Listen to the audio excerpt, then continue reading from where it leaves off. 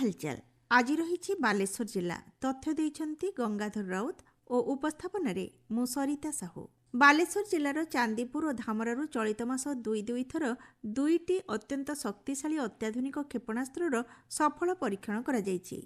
बालेश्वर चांदीपुर स्थित डीआरडीओ पक्षरु समन्वित क्षेपणास्त्र परीक्षा केन्द्र में अत्याधुनिक lung range land attack cruise missile LRLAKM सफल परीक्षा करा जायछि। ଏହି ପରୀକ୍ଷା ବେଳେ ଡିଆରଡିଓର ବହୁ ବରିଷ୍ଠ ବୈଜ୍ଞାନିକ ଓ ଇଞ୍ଜିନିୟର ଉପସ୍ଥିତ ଥିଲେ। ବାଲେଶ୍ୱର ଚାନ୍ଦିପୁର ସ୍ଥିତ ସମନ୍ୱିତ କ୍ଷେପଣାସ୍ତ୍ର ପରୀକ୍ଷା କେନ୍ଦ୍ର ଅଧୀନସ୍ଥ ଧାମରାର ଅବଦୁଲ କଲାମ କ୍ଷେପଣାସ୍ତ୍ର ଉତ୍କ୍ଷେପଣ କେନ୍ଦ୍ରରୁ ପ୍ରତିରକ୍ଷା ଗବେଷଣା ଉନ୍ନୟନ ସଂସ୍ଥା ଡିଆରଡିଓ ପକ୍ଷରୁ ସମ୍ପୂର୍ଣ୍ଣ ସ୍ୱଦେଶୀ ଜ୍ଞାନକୌଶଳରେ ନିର୍ମିତ ପ୍ରଥମ ଦୂରଗାମୀ ସୁପରସୋନିକ୍ କ୍ଷେପଣାସ୍ତ୍ର ପରୀକ୍ଷଣ ସଫଳତାର ସହ କରାଯାଇଛି।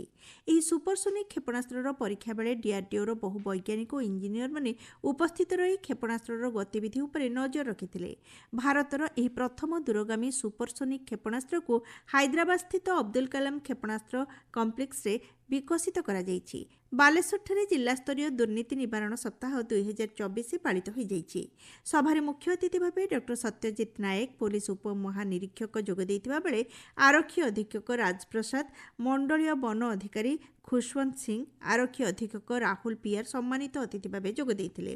ଏହି ସଭାରେ ଏକ ଦୁର୍ନୀତିମୁକ୍ତ ଦେଶ ଗଠନ ଏବଂ ସ୍ୱଚ୍ଛ ଜନସେବା ସୁନିଶ୍ଚିତ କରିବା ଦିଗରେ ଦୃଢ଼ ପ୍ରତିବଦ୍ଧତା ଉପରେ ଆଲୋକପାତ କରାଯାଇଥିଲା। ଡିସେମ୍ବର 1ରୁ 8 ତାରିଖ ପର୍ଯ୍ୟନ୍ତ ମାଲେସିଆରେ ହେବାକୁ ଥିବା 10ମ ଏସିଆ ପାସିଫିକ୍ ଡିଫ୍ ଗେମ୍ସ 2024ରେ ଭାରତୀୟ ଦଳରୁ ପ୍ରତିନିଧିତ୍ୱ କରିବାକୁ ଯାଉଥିବା ବାଲେଶ୍ୱର ଜିଲ୍ଲାର ଦିବ୍ୟାଙ୍ଗ ଜୁଡୋ ଖେଳାଳି ବାହାନଗା ବ୍ଲକ ପିଞ୍ଛାପଲ୍ଲୀର ସମ୍ବିତ ଦାସଙ୍କୁ ଜିଲ୍ଲା ପ୍ରଶାସନ ତରଫରୁ ଜିଲ୍ଲା କ୍ରୀଡ଼ା ସଂଘର ସଭାପତି ଅଧୀପ ଦାସ, ସମ୍ପାଦକ ଅଭୟ କୁମାର ମହାପାତ୍ର, ଜିଲ୍ଲା କ୍ରୀଡ଼ା ଅଧିକାରୀ ପୂର୍ଣ୍ଣଚନ୍ଦ୍ର ଜେନା ଓ ଅନ୍ୟ ଅଧିକାରୀମାନଙ୍କ ଉପସ୍ଥିତିରେ ଜିଲ୍ଲାପାଳ ସୂର୍ଯ୍ୟବଂଶୀ ମୟୂର ବିକାଶ 20,000 ଟଙ୍କାର ଆର୍ଥିକ ସହାୟତା ପ୍ରଦାନ କରିବା ସହ ପୁଷ୍ପଗୁଚ୍ଛ ଦେଇ ଶୁଭେଚ୍ଛା ଜଣାଇଥିଲେ। ସମ୍ବିତ ଆସନ୍ତା 15 ତାରିଖରୁ ନୂଆଦିଲ୍ଲୀର ଇନ୍ଦିରା ଗାନ୍ଧୀ ଷ୍ଟାଡିୟମଠାରେ ଆୟୋଜିତ ହେବାକୁ ଥିବା ଜାତୀୟ ପ୍ରଶିକ୍ଷଣ ଶିବିରରେ ରହଣି ପରେ ସେଠାରୁ ମାଲେସିଆ ଗସ୍ତ କରିବେ।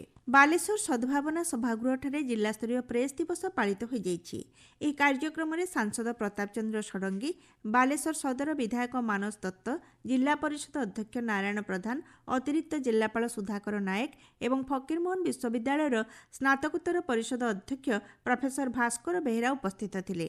18 ବର୍ଷର କିଶୋରୀ କିଶୋରୀମାନଙ୍କୁ ଭୋଟର ତାଲିକାରେ ନାମ ପଞ୍ଜୀକରଣ କରିବା ଓ ଭୋଟ ପରିଚୟପତ୍ରରେ ଥିବା ତ୍ରୁଟିଗୁଡ଼ିକୁ ସଂଶୋଧନ କରିବା ପାଇଁ ମୁଖ୍ୟ ନିର୍ବାଚନ ଅଧିକାରୀଙ୍କ ନିର୍ଦ୍ଦେଶ କ୍ରମେ ବାଲେଶ୍ୱର ଜିଲ୍ଲା ପ୍ରଶାସନ ଓ ଜିଲ୍ଲା ନିର୍ବାଚନ ଅଧିକାରୀଙ୍କ ମିଳିତ ଆନୁକୂଲ୍ୟରେ ଏକ ସଚେତନତା ରଥ ବାଲେଶ୍ୱର ସହର ଓ ଆଖପାଖ ପଞ୍ଚାୟତରେ ବୁଲି ସଚେତନତା ସୃଷ୍ଟି କରୁଛି।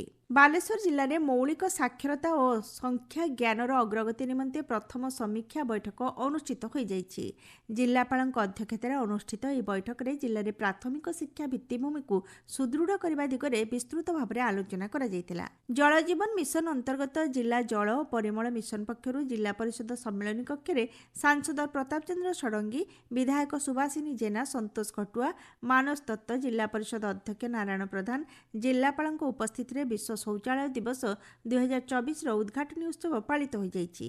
ଜିଲ୍ଲାସ୍ତରୀୟ ବିଶ୍ୱ ମତ୍ସ୍ୟ ଦିବସ ପାଳିତ ହୋଇଯାଇଛି। ଏହି ଅବସରରେ ବିଧାୟକ ମାନସ ଦତ୍ତ କହିଥିଲେ ଯେ ସମଗ୍ର ଓଡ଼ିଶାର ମତ୍ସ୍ୟ ଉତ୍ପାଦନରୁ ଶତକଡ଼ା 25% ବାଲେଶ୍ୱରର ଭାଗିଦାରୀ ଥାଏ। ତୃଣମୂଳ ସ୍ତରରେ ସରକାରୀ ଯୋଜନାଗୁଡ଼ିକୁ ଚାଷୀମାନଙ୍କଠାରେ ପହଞ୍ଚାଇବା ନିମନ୍ତେ ବ୍ଲକ ସ୍ତରରେ ସଚେତନତା କାର୍ଯ୍ୟକ୍ରମ ଓ ଅଭିଯୋଗ ଶୁଣାଣିକୁ ଅଧିକ ତ୍ୱରିତ କରିବା ପାଇଁ ଶ୍ରୀ ଦତ୍ତ ପରାମର୍ଶ ଦେଇଥିଲେ। ଜିଲ୍ଲାପାଳଙ୍କ ସମ୍ମିଳନୀ କକ୍ଷରେ ଜିଲ୍ଲା ଶ୍ରମ ବିଭାଗ ପକ୍ଷରୁ ନିର୍ମାଣ ଶ୍ରମିକ ସହାୟତା ଯୋଜନା ଅନ୍ତର୍ଗତ ଜିଲ୍ଲାପାଳ ସୂର୍ଯ୍ୟବଂଶୀ ମୟୂର ବିକାଶ ମୋଟ 375 ଜଣ ହିତାଧିକାରୀଙ୍କୁ ଡିବିଟି ମାଧ୍ୟମରେ 79,85,200 ଟଙ୍କାର ସହାୟତା ରାଶି ପ୍ରଦାନ କରିଥିଲେ।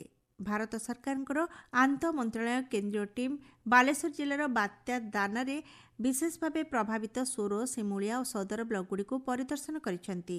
ଗସ୍ତ ସମୟରେ ଗୃହ ମନ୍ତ୍ରଣାଳୟ ଯୁଗ୍ମ ସଚିବ PK ରାୟଙ୍କ ନେତୃତ୍ୱରେ ଏହି 4 ଜଣିଆ ଉଚ୍ଚସ୍ତରୀୟ ପ୍ରତିନିଧି ଦଳ ପ୍ରଭାବିତ ଅଞ୍ଚଳଗୁଡ଼ିକୁ ପରିଦର୍ଶନ କରିବା ସହିତ କ୍ଷୟକ୍ଷତିର ପରିମାଣ ଏବଂ ଆବଶ୍ୟକ ଥଇଥାନ ପଦକ୍ଷେପର ମୂଲ୍ୟାଙ୍କନ କରିବା ପାଇଁ ପ୍ରଭାବିତ ଜନସାଧାରଣଙ୍କ ସହିତ ଆଲୋଚନା କରିଥିଲେ। ଜିଲ୍ଲା ହାଲଚାଲ ଆଜି ପାଇଁ ଏତିକି। ଆସନ୍ତାକାଲି ଜିଲ୍ଲା ହାଲଚାଲରେ ଶୁଣିବେ ବରଗଡ଼ ଜିଲ୍ଲା ସମ୍ପର୍କରେ।